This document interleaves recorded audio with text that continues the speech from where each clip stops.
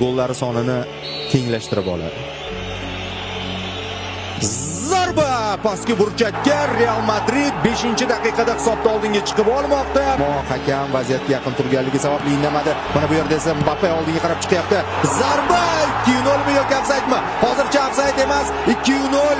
Viniciusning super uzatmasi, Mbappe 1-1 qochib ketyapti. Telefonlar Pedri. Kombinatsiya Torres. Yamal qildi yana Yamal. Chap oyoqda 2-2. Shu yerdaman deyapti.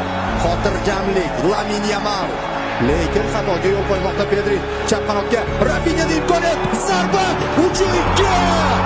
3-2 Barselona hisobda oldinga chiqib olmoqda. Mana qanday qaytish. Real qanchalik tez ikkita gol urgan bo'lsa